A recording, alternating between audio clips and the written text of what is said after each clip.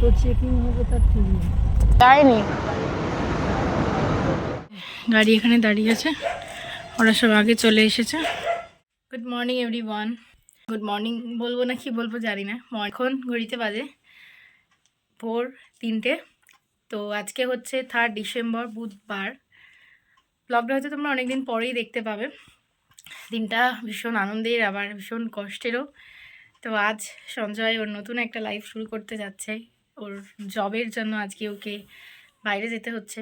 তো ফ্লাইট আছে, আমরা যাবো। ওখানে 5টার মধ্যে চেক ইন আছে, সব রেডি হয়ে নিয়েছি। এবারে আমরা সবাই মিলে যাচ্ছি ওকে সি অফ করতে। মনটা একটু খারাপ লাগছে কিন্তু কিছু করার নেই। তো এই যে দুজনে মিলেই রেডি হয়ে নিয়েছি, আরও সবাই আছে, মা, বাপি, দিভাই, পুচকেটাও আছে, ওর মাও এসেছে। সবাই মিলে এখন বেরোবো। দেখি এদিক থেকে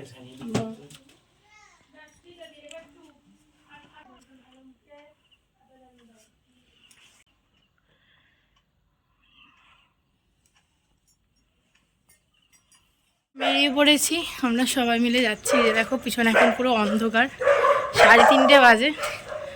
এবার যাবো, গাড়ি এসেই গেছে। এই যে গাড়ি এখানে দাঁড়িয়ে আছে, ওরা সব আগে চলে এসেছে।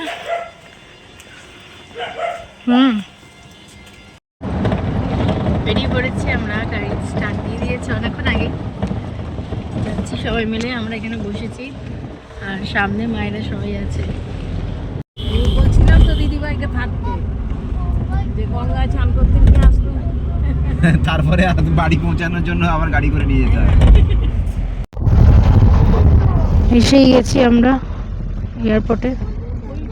এই যে আচ্ছা, ইন্টারন্যাশনাল ফ্লাইটটা কোত্থেকে হয়? কত চেকিং হবে তার ঠিক নেই।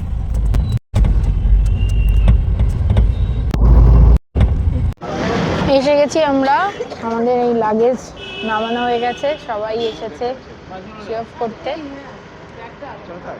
4 নম্বর গেট দিয়ে যাবে। এখানে যে আছে ফ্লাইট কখন যাবে, যায়নি।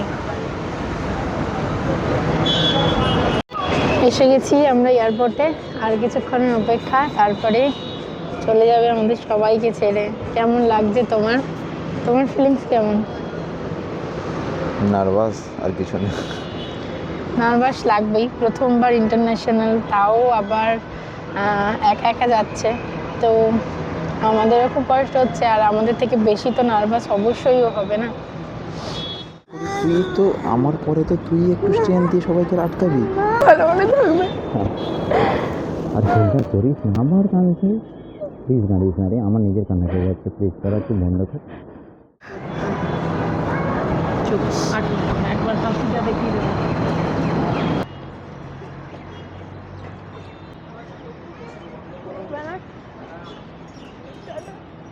সাবধানে যাও।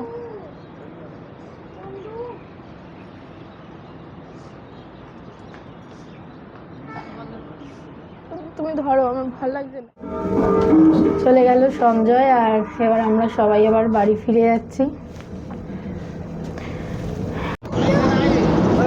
সঞ্জয়কে বাই বাই করে দিয়ে আমরা চলে এসেছি, যে নিচে নেমে পড়েছি পার্কিংয়ে। এখন আমাদের গাড়ি রাখা আছে, ওখান থেকে এখন এবার বাড়ি যাব। শাশুড়ি মা বলছিলেন যে চলে যাবেন, আমরা বললাম শরীরটাও ভালো নয়, মনটাও ভালো নয়, সবাই থেকে যাও, আজকে থাকলে একটু ভালো লাগবে। চলে এসেছি আমরা কার পার্কিংয়ে, সবাই দাঁড়িয়ে আছি। মনটা তো ভীষণই খারাপ, কী করবো, মন খারাপ নিয়েই চলতে হবে, থাকতে হবে, এখন এইভাবে এগিয়ে যেতে হবে।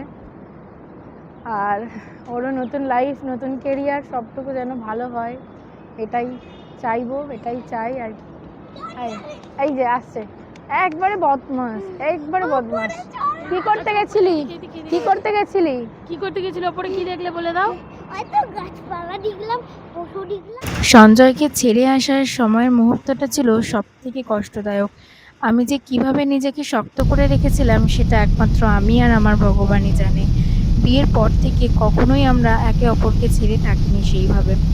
আর আজ ও আমাদের সবাইকে ছেড়ে অনেকটা দূরে চলে গেল।